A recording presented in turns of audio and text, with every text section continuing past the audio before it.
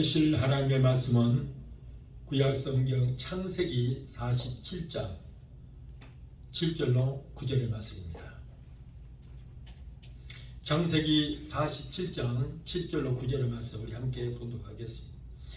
요셉이 자기 아비 야곱을 인도하여 바로 앞에 서게 하니 야곱이 바로에게 축복하며 바로가 야곱에게 묻되 내 연세가 얼마뇨? 야곱이 바로에게 고하되 내 나그네 길의 세월이 130년이다. 나의 연세가 조금 못되니 우리 조상의 나그네 길의 세월에 미치지 못하나 험악한 세월을 보냈나이다 하고. 아멘. 기도하시겠습니다. 걸어가신 아버지 감사합니다. 오늘도 하나님 말씀을 들고 섰습니다. 말씀을 드려날 때에 성령께서 종의 입술에 기름 부으심이 넘치게 되게 도와주셔서 말씀을 전할 때 말씀 가운데서 하나님의 세미한 음성이 들리게 하시고 이 말씀을 듣고 우리가 금년 한 해 잘 끝까지 마무리할 수 있는 귀한 시간 되게 도와주시옵소서. 예배를 회방하는 흑암의 세력을 예수 피로 멸하여 주시고 오직 성령께서만이 종의 입술에 기름을 넘치게 하시고 이 종을 붙들어 주시옵소서. 예수 이름으로 감사하며 기도합나이다. 아멘. 할렐루야.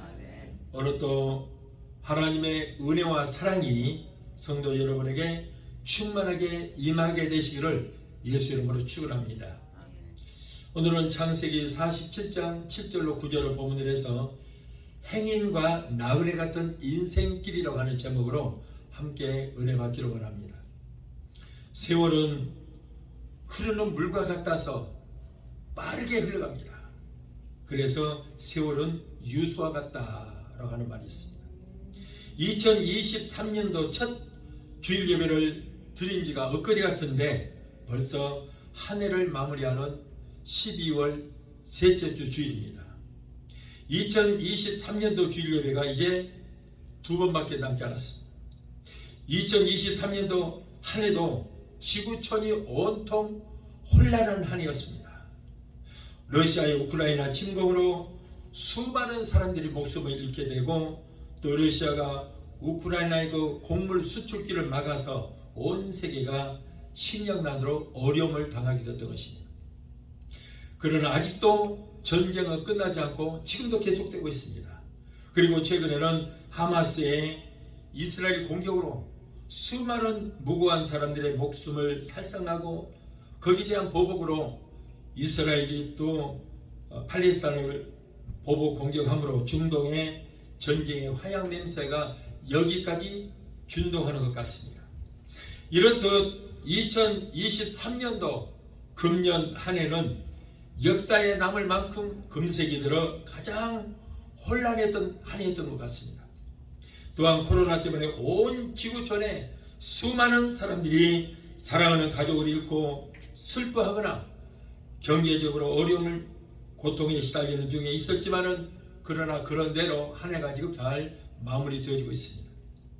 오늘의 본문의 말씀 보니까 나그네라는 한 말이 나옵니다. 나그네. 노예의 신분이었던 요셉이 애굽의 총리가 되어서 5명의 형제들과 요셉의 아버지인 야곱이 이제 바로를 아련하고 애굽의 고센 땅 정착을 허가받았을 때에 바로가 야곱에게 나이를 물었습니다. 그때 야곱은 내가 하나님의 나라로부터 이 땅에 나그네로 온 지가 130년이 되었나이다. 다시 말해서 내 나이가 지금 130살입니다. 그런데 야곱은 인생을 뭐라고 그랬어요? 나그네라고 그랬어요. 나그네라. 야곱은 이렇게 스스로가 자기 자신을 하나님 나라로부터 온 나그네라 했어요. 역대상 29장 15절에는 다윗 왕이 하나님을 향하여 하는 말이 주 앞에서는 우리가 우리 열조와 다름없이 나그네와 우고한 자라 세상에 있는 날이 그림자 같아서 머무름이 없나이다. 여기서도 인생은 나그네 같다고 그랬어요.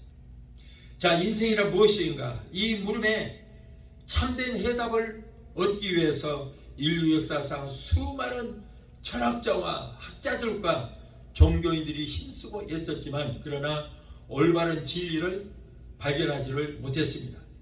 인도의 왕자 석가도 이 문제를 해결해 보기 위해서 보리수나무 밑에서 깨달음을 얻기 위해서 고행을 했지만 결국 깨달음을 얻지를 못했어요. 오늘 본문 창세기 47장 9절에 야곱이 바로에게 구하되 내 나그네 길의 세월이 120년이다.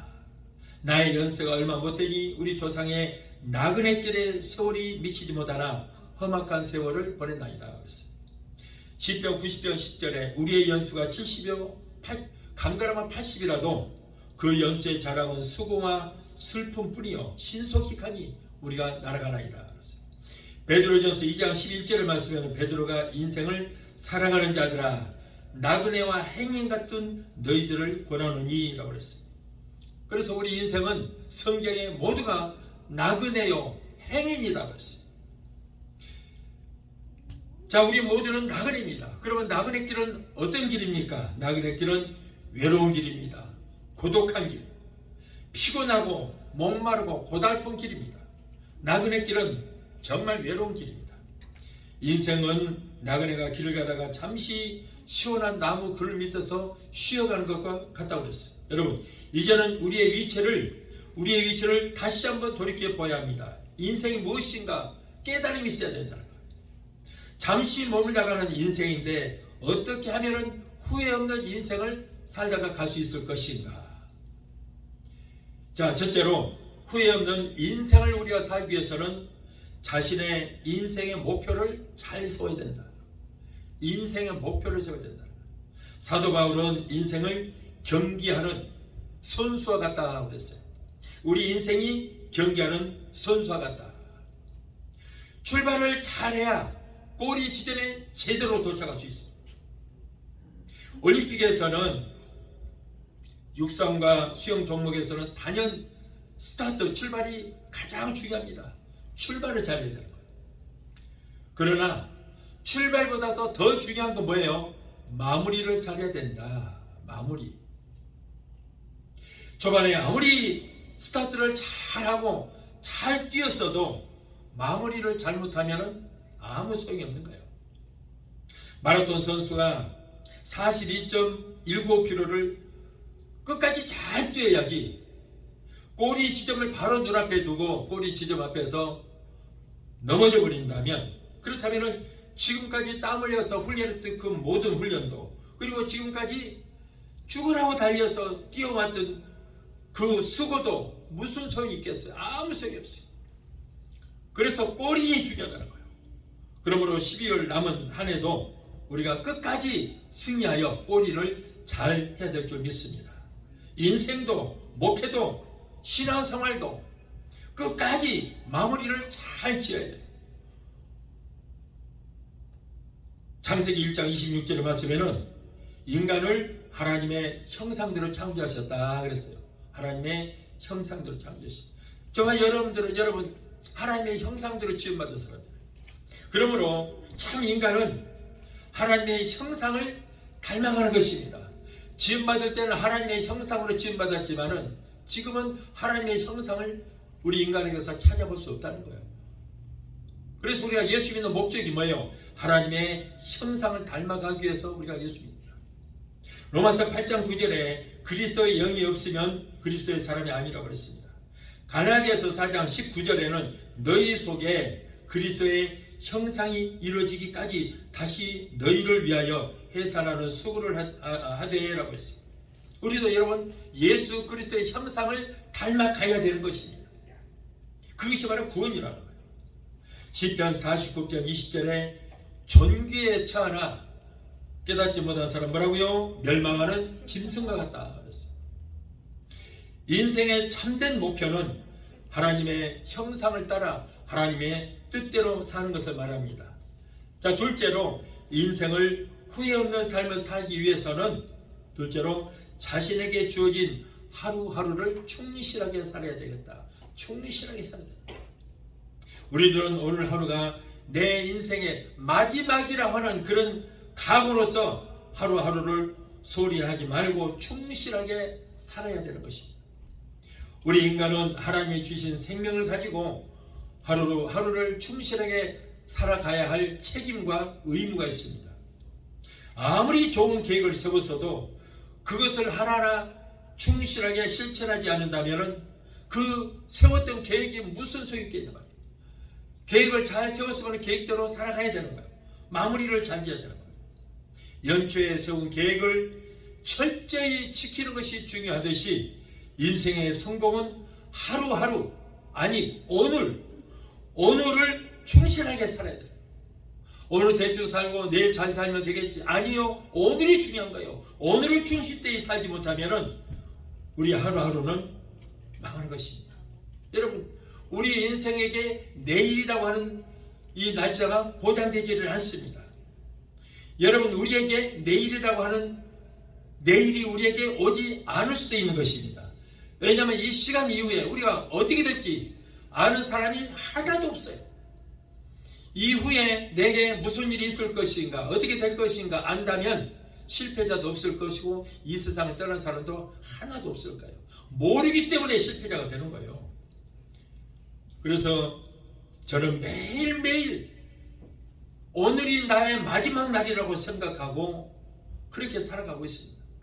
내일이 오지 않을 수도 있기 때문에. 저는 왜냐하면 죽음도 당해봤고요.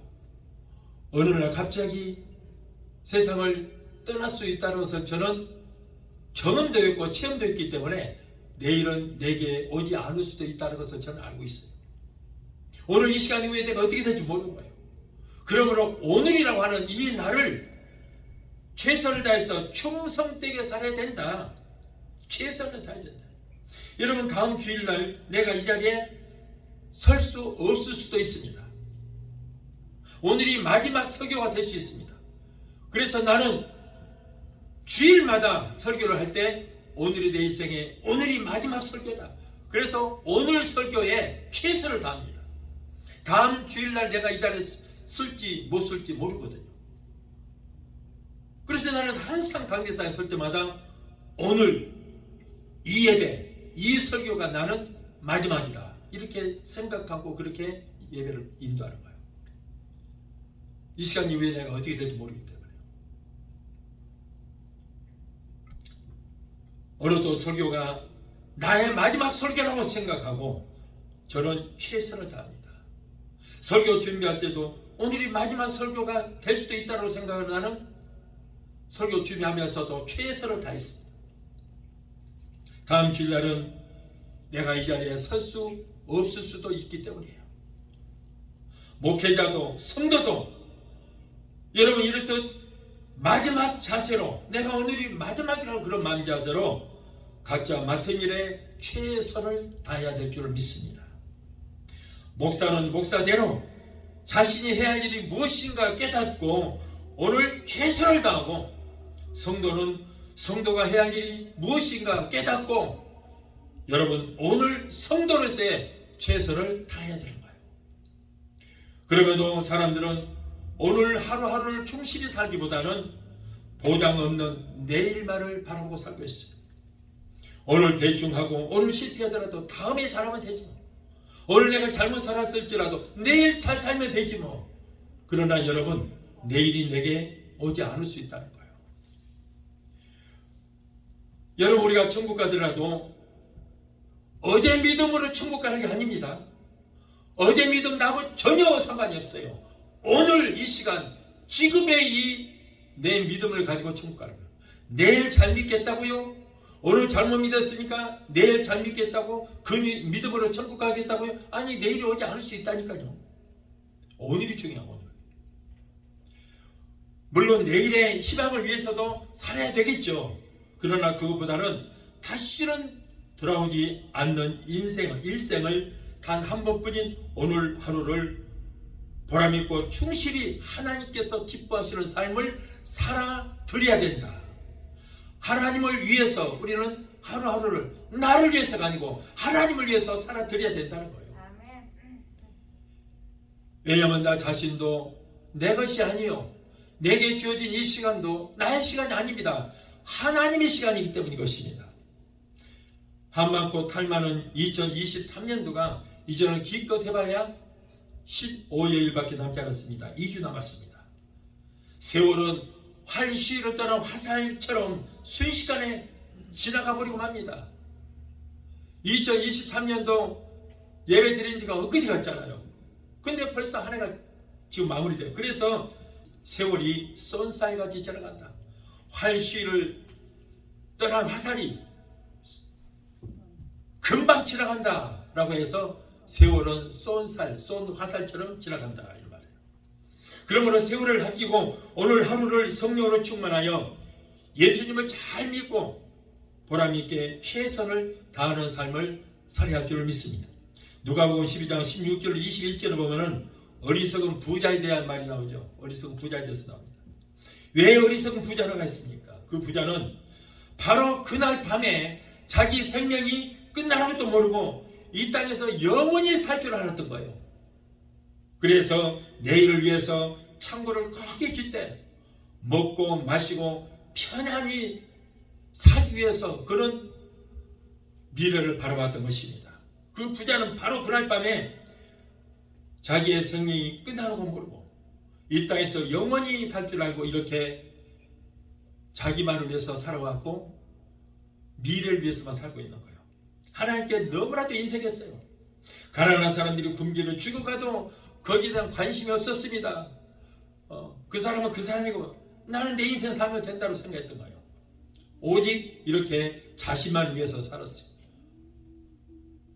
하나님께도 너무나도 인색했습니다. 여러분 우리가 가진 것 누구 것입니까? 하나님 거예요. 우리가 잠시 빌려 쓰는 것밖에 없습니다. 하나님의 것을 우리가 잠시 빌려 쓰는 것밖에 없어요. 그런데도 불구하고 하나님께 너무나도 인색해요. 나를 위해서는 잘 베풉니다. 먹고 마시고 입고 하는데 아끼지 않습니다. 그런데 하나님께는 인색하는 거예요. 하나님의 것이거든요. 이것이다. 하나님은 하나님 위해서 사용하라고. 그리고 이웃을 위해서 가난한 자들, 굶주려 죽어가는 자들 그들에게 관심을 가져라고 하나님께서 우리에게 주신 것입니다. 그런데 이 부자는 뭐예요? 오직 자신만을 위해서 살았다. 자신만을 위해서. 그래서 하나님께서는 이 사람아 오늘 밤에 내가 너의 생명을 거둬버리면은 너의 가진 모든 것이 누구 것이 되겠느냐 그랬어요. 너희 가진 것이 네 것이 되겠느냐. 오늘 밤에 내가 너의 생명을 빼앗아갈 것이다. 그러면 네가 지금까지 열심히 모았고 열심히 일궜던 그 모든 것들이 누구 것이 되겠느냐. 갈 때 단 하나도 가지고 가지 못하잖아요. 그래서 하나님은 어리석은 인간이라 그랬어요. 어리석은 인간이라. 그러므로 내일을 모르는 인생은 모두가 어리석은 인생이다. 내일을 모르고 사는 사람은 어리석은 인생이다. 하나님께서 이 사람이 부자라서 책망한 것이 아닙니다. 부자가 천국 가는 것이 나갔다가 바늘길로 들어가보다 어렵다고 그랬는데 부자라서 천국 못 간다는 얘기가 아닌 거예요. 하나님께는 너무 인색하고 주변에 헐벗고 굶주린 사람들이 있어도 거들떠보지도 않으면서 자기 자신만을 오직 자기 자신만을 위해서 살았기 때문에 그런 거예요. 누가복음에 기록된 부자와 나사로 얘기해서도 그게 비유거든요. 그 비유에서도 부자는 이렇게 이런 삶을 살았어요. 하나님께는 인색하고 나사로가 거지가 먹을 것이 없어서 그 고통 가운데 지냈어도 음식 남은 그 쓰레기를 다 버리고 거지에게는 조금도 인애를 베풀지 않았어요. 그래서 자기 쓰레기통에서 주워 먹고 사는 그 나사로 이 사람은 아브라함의 품에 안겼습니다. 똑같은 얘기예요. 여러분 사람은 이 세상을 더불어 사는 것입니다. 혼자 사는 것이 아니에요. 사람은 사람 인자를 어떻게 씁니까? 한자로 이렇게 쓸 거예요. 사람 인자. 뭐예요? 인간은 서로 의지하면서 산다. 기대며 의지하며 사는 것이 바로 인생이 나는 거예요. 나 자신만을 위해서 사는 게 아니라는 거예요. 야고보서 4장 13절에는 인생을 잠시 보이다가 없어지는 안개와 같은 것이 너 인생이다 그랬어요. 아침 안개와 같이 잠시 보이다가 없어지는 인생을, 그렇다면 이 짧은 인생을 우리는 어떻게 살아야 되겠습니까? 하루하루를 충실되이 살아야 된다. 오늘에 충실하지 못한 사람은 내일 또 충실할 수가 없습니다. 이번 생에는 실패했으니까 대충 살고 다음 생애에 후회 없이 보람되게 다음 세계에서는 잘 살아보겠다고요? 아니요. 다음 생에는 없습니다. 인생은 연습이 없습니다. 한번 잘 살았던지 잘못 살았던지 이번 생에 한 번으로 끝나고 인생이 끝나면은 천국 아니면 지옥으로 가는 것, 그걸로 끝입니다. 불교에서는 윤회설, 이 불교에서 말하는 윤회설, 사람이 한번 태어났다가 잘못 살았으면 다음에는 뭐 개나 새나 이런 동물로 태어날 수 있다. 그래서 죄닦음을 한다. 그리고 그 동물이 죽으면 다시 인간으로 태어나든가 아니면 다른 동물이 태어날 수 있다. 이것을 뭐라고 그래요? 윤회설이라고 그래요. 윤회설. 가톨릭에서도 윤회설을 주장하고 있고 불교에서도 윤회설을 주장하고 있습니다. 그러나 성경이 어디에고 그런 말이 없어요. 인생을 한 번으로 왔다가 한 번 끝나는 거예요. 이번 생에 예수를 믿고 죽었으면 천국이요, 믿지 않고 죽었으면 영원한 지옥 형벌만 남아있습니다. 그래서 지옥이든 천국이든 그것에 한번 들어가면 영원 무궁토록 세세토록 거기에서 살게 되는 것입니다. 그러니 또 무울로 태어나서 그리고 죄닦음을 하고 또 이 사람으로 태어난다, 그런 말은 없어요. 사이비 종교의 사람 말입니다.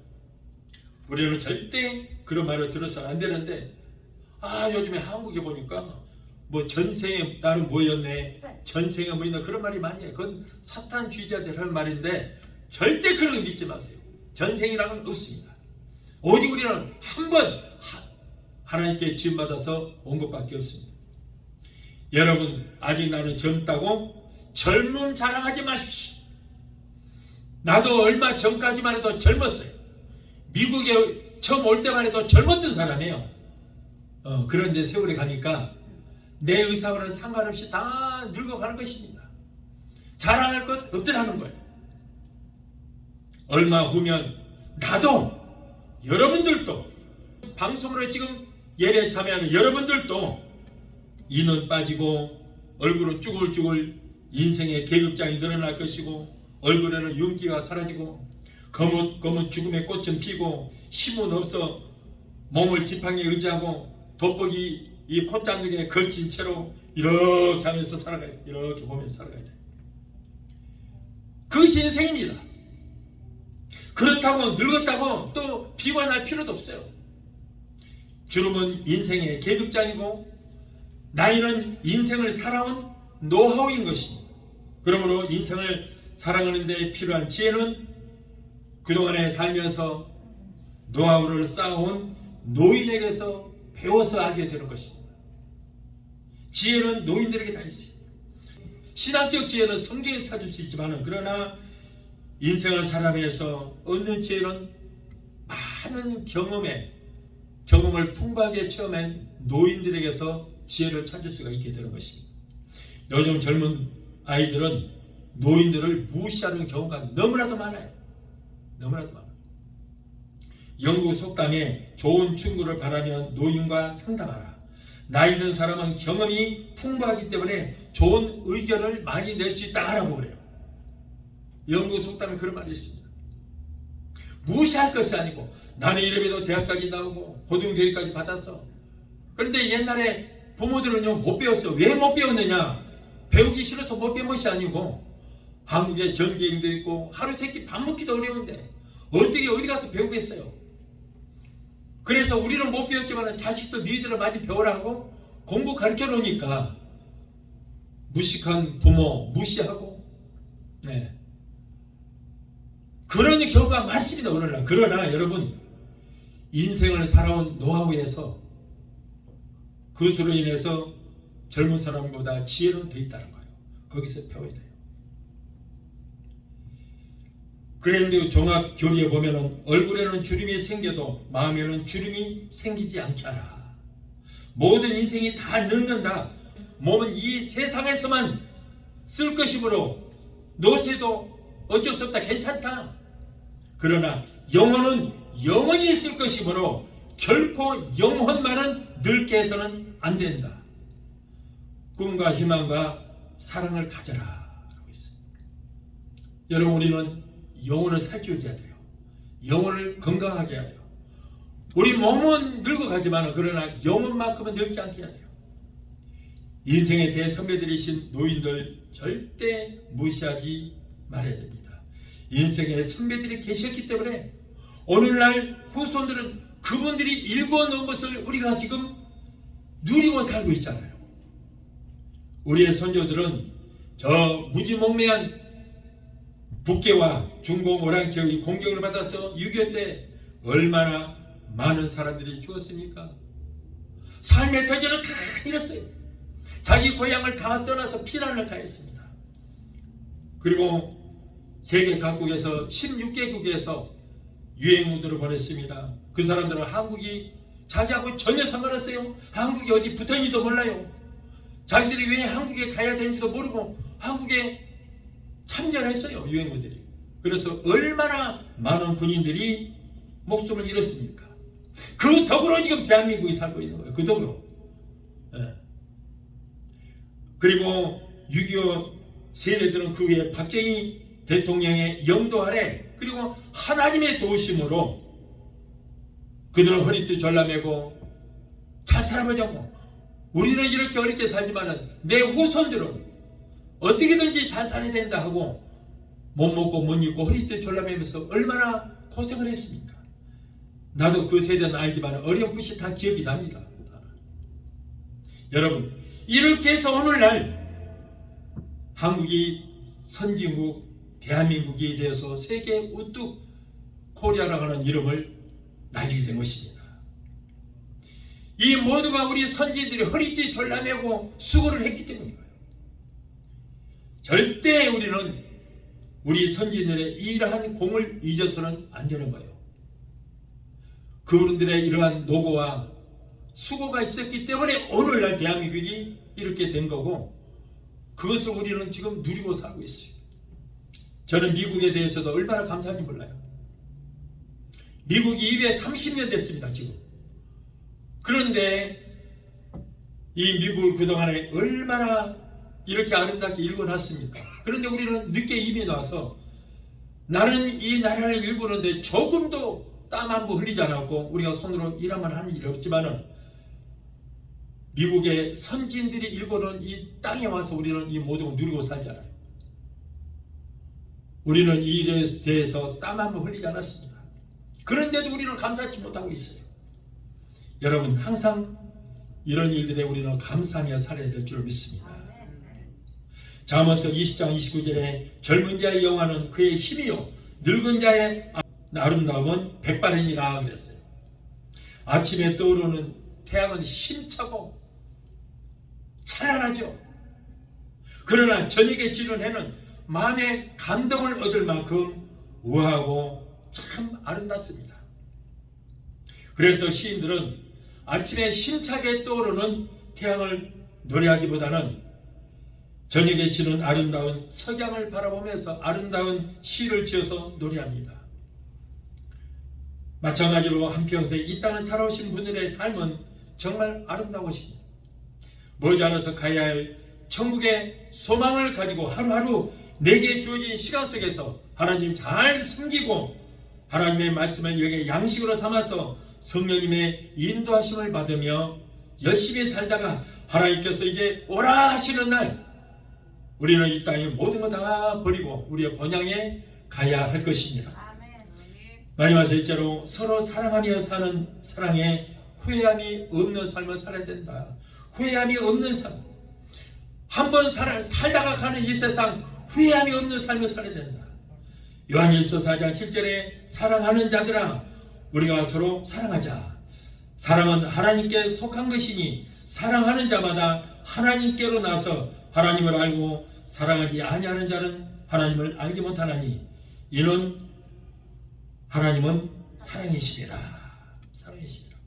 마태복음 22장 37절로 40절에 내 마음을 다하고 목숨을 다하고 뜻을 다하여 주 너희 하나님을 사랑하라 하셨으니 이것이 크고 첫째 되는 계명이요 둘째는 그와 같으니 내 이웃을 내 마음같이 사랑하라 하셨으니 이 두 계명이 온 율법과 선지자의 강령이라 라고 했습니다. 여러분 십자가는 더하기 표시입니다.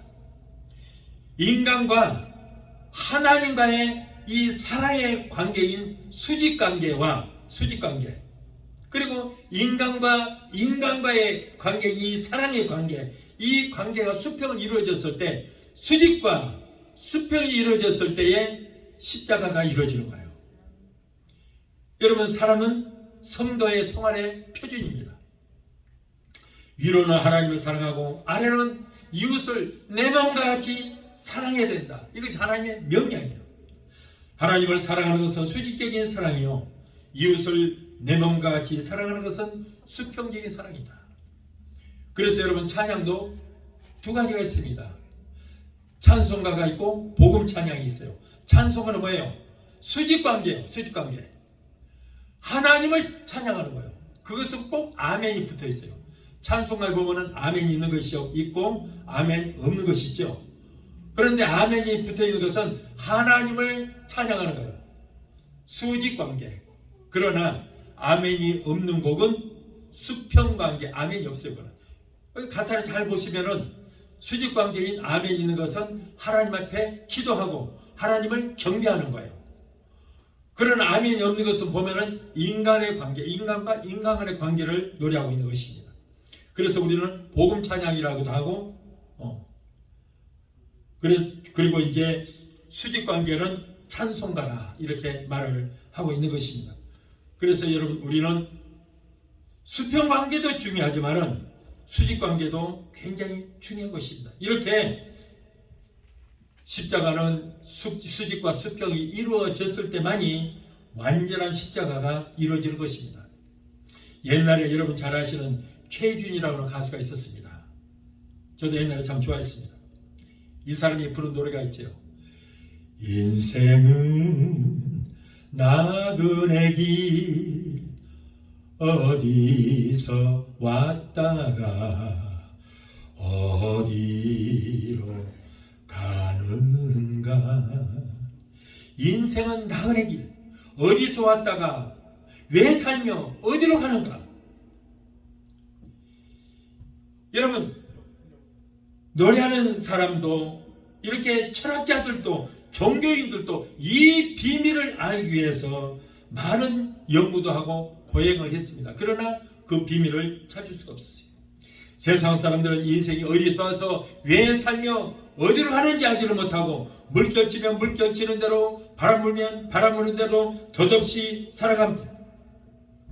그래서 그들은 목적도 없이 하루하루 덧없이 살아가고 있다는 거예요.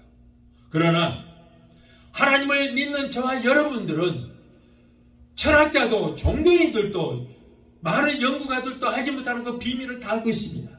저와 여러분은 압니다. 어디서 와서 하나님께로부터 와서 왜 살며 하나님의 영광 위에서 살며 어디로 가는 것인가, 하나님께 돌아간다. 이 비밀을 알기 위해서 많은 사람들이 고행도 하고 종교도 생기고, 석가모니도 이것을 알기 위해서, 깨달음을 얻기 위해서 고행을 하다가 불교가 생기게 됐어요. 그런데 아직도 그들은 깨달음을 얻지 못했지만 우리는 다 알고 있잖아요. 다 알고 있어요. 왜요? 성령께서 우리에게 지혜를 허락하여 주셨기 때문에 알고 있는 거예요. 그래서 우리는 이렇게 뚜렷한 목적을 가지고 우리는 하루하루 충실되이 살아가고 있는 것입니다. 우리는 이 땅에 영원히 사는 것이 아니라 여행객이나 나그네처럼 잠시 머물다가는 인생이기에 짧은 인생, 짧은 기간 동안 후회 없이 살다가 우리 주님이 부르시면 우리는 후회 없이 모든 것 다 손들고 따라가야 될 줄 믿습니다. 고려 말에 시인 우탁이라는 사람이 있어요. 이 사람이 지은 시인. 한 손에 가시 들고 다른 손에 막대기 들고 늙은 길 가시로 막고 오는 백발 막대기로 치렀더니 백발이 저 먼지 알고 지름길로 먼저 와 있더라 그랬어요. 늦고 싶지 않아서 아무리 늙음을 가시와 막대기로 막아도 거울을 보니까 벌써 어느덧 머리는 서리가 내린 것처럼 하얗게 되고, 얼굴은 인생의 계급장이 쭈그럭쭈그럭하고, 얼굴에 핏기는 없고 기름기도 없고 거뭇거뭇 저승사자만 끼었더라 그런 거예요. 이게 인생이다. 그래도 요즘에는 머리를 염색할 수 있어서 아무리 늙어도 머리를 보면 늙었는지 안 늙었는지 나이도 모르겠어요. 다 염색을 해버립니까? 오는 세월 막지 못하고 가는 세월 붙잡을 수 없습니다. 어느 날 유치원 선생님이 아이들을 데리고 바닷가로 소풍을 갔어요. 아이들은 너무 재미가 신났습니다. 그래서 모래성도 쌓고 모래집도 짓고 시간 가는 줄 모르고 재밌게 놀다 보니 해가 서산에 뉘어뉘어 넘어갑니다. 선생님이 얘들아 이제 다 끝내고 집으로 가자. 모두 손 털고 한 줄로 서라. 앞으로 나란히 바로 열중 차렷. 집을 향해서 앞으로 가. 하나 둘 셋 넷 하나 둘 셋 넷 갑니다.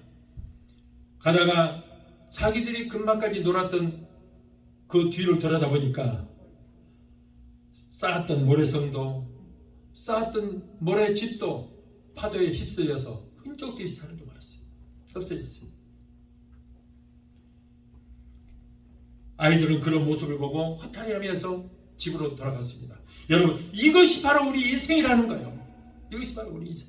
나그네 같은 우리는 머지않아서 우리가 내일을 위해서 열심히 땀 흘려서 일하고 또한 한 평생 누리며 즐기며 살던 것을 그대로 두고 우리 주님 공중 재림하실 때에 우리의 영원한 본향을 위해서 우리는 들림받아서 공중에서 우리는 우리가 살던 이 지구를 내려다보면서 아이들처럼 허탈해야 할 것입니다.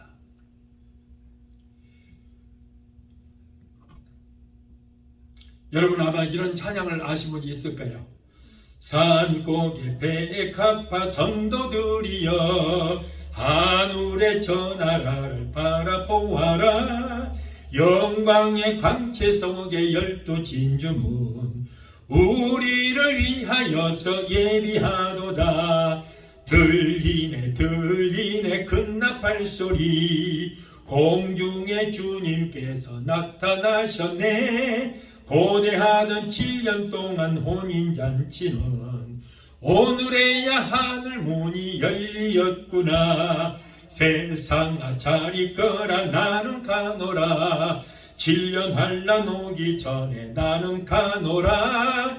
세상의 시달림도 이제 끝이고 죄후에 된 승리는 이것이란다. 여러분 옛날에 나이 드신 권사님들은 많이 불렀던 복음 찬송이에요. 원래는 7절까지 있습니다만 오늘은 제가 시간상 3절까지만 불렀습니다. 우리 주님 공중 재림하실 때에 우리는 여러분 이 찬양 부르면서 들림받아서 하늘로 올라가게 될 것입니다. 성경은 나그네나 이방인이라는 이 단어를 많이 사용합니다. 이스라엘 백성이 나그네 생활을 했기 때문에 그럴 수도 있지만은 그러나 그것이 바로 인생이기 때문이다. 히브리서 11장 13절에 이 사람들은 다 믿음으로 따라 죽었으며 약속을 받지 못하였으되 이것들을 멀리서 보고 환영하며 또 땅에서는 외국인과 나그네로라 증가하였으니라고 했습니다. 믿음으로 승리한 사람들이 한결같이 주장한 것은 뭐예요? 인생은 나그네라는 거예요. 자기가 살고 있는 것이 나그네라는 삶이라는 것을 안 그들은 더 나은 본향의 소망을 두고 힘들고 어려운 인생을 이겨낼 수 있었던 것입니다. 나그네는 객지에 있는 사람, 손님, 방랑객 이런 뜻도 있습니다. 자기 고장을 떠나서 다른 곳에 잠시 머물거나 떠도는 사람을 우리는 나그네다 그러죠. 나그네는 지금 머물고 있는 곳이 계속 지낼 곳이 아닙니다. 언제나 왔던 곳으로 다시 돌아가야 됩니다. 자기 집으로 돌아가야 돼요. 나그네가 어떤 집에 신세로 지내다가 돌아갈 생각을 안 하고 그냥 그대로 머물러 있다가 이 사람은 이상한 사람이에요. 마찬가지로 여러분 우리도 돌아갈 사람들인 것입니다. 다 우리 본향으로 갈 사람들이에요. 항상 돌아갈 생각을 하면서 우리는 살아야 돼요. 채비를 해야 돼요. 언제 갈지 모릅니다. 항상 채비를 하고 있어야 돼요. 히브리서 11장 15절에 저희가 나온 바 본향을 생각하였다면 돌아갈 기회가 있으려니와. 우리는 이 세상에 사는 것이 나그네요, 여행객이요, 손님이요, 방문객이요, 외국인으로 산다는 것을 우리는 잊지 말아야 돼요. 나그네는 주인처럼 행세하면서 살면 안 되는 것입니다. 베드로전서 1장 17절에 너희의 나그네로 있을 때를 두려움으로 지내라고 했습니다. 이제 집에 돌아가면은 어떻게 될 것인가? 우리는 준비해야 돼요. 비자를 가지고 남의 나라에 들어갈 수 있습니다. 그러나 그 비자 기간이 있죠. 비자 기간이 끝나도 자기 나라에 돌아가지 않으면 이 사람 뭐예요? 불법 체류자예요. 불법 체류자. 우리는 지구라고 하는 이 행성에 비자를 받아서 여행을 온 여행객입니다. 나그네입니다. 우리는 모두가 천국 시민권자인 것입니다. 천국의 시민권자예요. 우리는 머지않아서 앞서거니 뒤서거니 우리 아버지가 되시는 우리의 번향이 천국으로 돌아가야 돼요. 아무리 안 돌아가고 싶어도 버텨봐야 소용이 없습니다. 비자 기간이 만료되면은 다 가게 돼 있어요. 그러니까 비자 기간이 만료되기 전에 우리는 우리 집으로 돌아갈 채비를 하고 있어야 돼요. 준비를 해야 됩니다. 여기저기 여행을 해보면은 아름다운 곳이 참 많습니다. 참으로 맛있는 음식도 많습니다. 낯선 환경에서 오는 시험이 있습니다. 그러나 아무리 좋다 할지라도 그곳은 내가 있을 것이 아니에요. 얼마짜리 하면 떠나야 돼요. 오래 머물 수 있는 것이 아닙니다. 언젠가는 돌아가야 됩니다. 인생이 마치 그것과 같다는 거예요. 문명은 발달하고 참으로 편리한 세상으로 치닫습니다. 그러나 우리가 돌아가야 하는 나그네와 행인이라는 것이 우리의 신분이라는 거예요. 빌립보서 3장 19절 20절에 저희의 마침은 멸망이요 저희의 실은 패요 그 영광은 저희의 부끄러움에 있고 땅의 일을 생각하는 자라 오직 우리의 시민권은 하늘에 있는지라 거기로서 구원하는 자 곧 주 예수 그리스도를 기다리노니. 우리가 추구할 것은 영생이며 우리는 하늘나라 시민권자라는 것을 꼭 잊지 마시기 바랍니다. 우리는 그러므로 자부심을 가져야 돼요. 이 땅에는 비자 받아서 여행을 왔습니다. 지구라고 하는 이 행성에 미국이라고 하는 나라, 한국이라고 하는 나라에 비자 받아서 여행 왔습니다. 그래서 우리는 언젠가는 우리의 번향인 천국으로 돌아가야 됩니다. 여름한철 북미던 해수욕장도 찬바람이 불기 시작하면 누구나 다 밀어넣듯이 다 떠납니다. 없어요. 있으라고도 있을 수 없어요. 다 떠나요. 인생이 찬바람이 불 때 미련 없이 떠나기 위해서 인생의 설계를 잘하고 하루하루를 충실하게 살며 사랑하는 삶을 살아서 보람되고 복된 인생을 살아가도록 노력하는 여러분이 되시기를 예수 이름으로 축원합니다. 인생은 마무리를 잘 해야 후회가 없어요.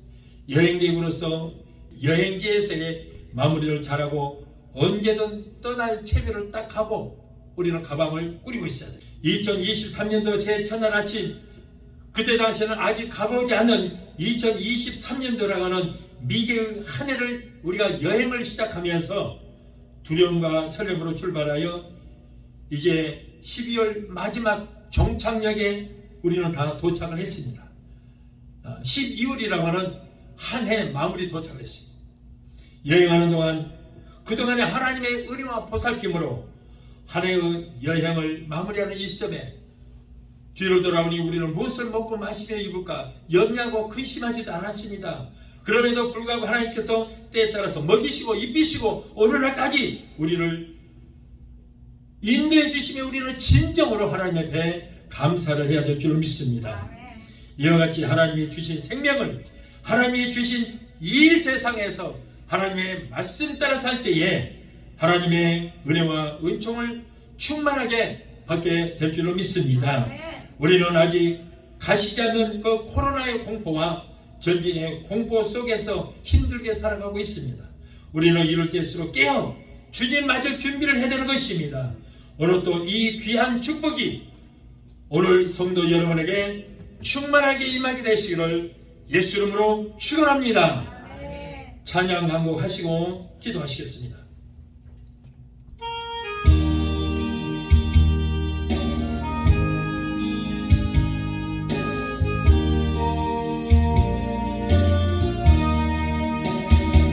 나가 따라 살아온 내 모습이 부끄러워 나의 모습 감추려고 어두운 길 걸었네. 조만으로 물든 이모 내 뜻대로 살다가 지쳐서 넘어지고 견디다 못해 쓰러질 때 예수님 피 묻은 손 나를 잡아 주셨네. 밤과 저녁 살아온 내 모습이 부끄러워 나의 모습 감추려고 어두운 길 걸었네. 욕심으로 물든 이몸 세상 유혹 쫓다가 세상 사람 멸시쳤네. 견디다 못해 쓰러질 때 예수님 피 묻은 손 나를 감싸 주셨네. 잡초처럼 살아온 내 모습이 부끄러워 나의 모습 감추려고 어두운 길 걸었네. 죄악으로 얼룩진 몸 당하며 살다가 병들어 상한 몸 견디다 못해 쓰러질 때 예수님 피 묻은 손 나를 구원하셨네. 기도하시겠습니다. 걸어가신 하나님 아버지, 2023년도 한 해를 마무리하면서 하나님 앞에 예배드리게 하여 주심을 감사합니다. 지난 한 해를 뒤돌아볼 때에 하나님께 불순종하고 망령된 삶을 삶으로 하나님의 마음을 아프게 할 때가 너무나도 많았습니다. 저희 모든 죄악을 용서해 주시고 우리는 2023년 남은 한 해를 잘 마무리하여 새로운 한 해를 맞이하는 우리 모두가 되게 도와주시옵소서. 2023년도에 잘못된 것, 잘못됐을 건 다 버리게 하시고 잘못된 일시를 고쳐서 아름답게 마무리하게 하시고 새 마음 새 다짐으로 새해를 맞이하여 내년에도 하나님께 온전히 영광 돌리며 하나님을 기쁘시하는 우리의 생애가 되게 도와주시옵소서. 예수 이름으로 감사하고 축복하며 기도하옵나이다. 아멘. 지금은 우리를 죄에서 구하신 우리 주 예수 그리스도의 그 무한하신 은혜와 아들까지도 아끼지 아니하시고 우리를 위해서며 주시기까지 우리를 사랑하시는 아버지 하나님의 그 극진하신 사랑과 보혜사 성령님의 내주 교통 충만 역사심의 은혜가 오늘 주일 예배 참석하여 말씀으로 은혜받고 돌아가는 그의 성도들의 가정과 가족과 직장과 사업장과 자녀들과 성업과 모든 범사에 오늘 영상을 통하여 함께 은혜 자리에 참여하는 사랑하는 귀한 성도들의 저들의 가정과 가족과 직장과 사업장과 자녀들과 성업과 모든 범사에 각자 생기는 교회 위에 베데스다 순복교회 지금부터 영원토록 함께 하시기를 간절히 축원하옵나이다. 아멘.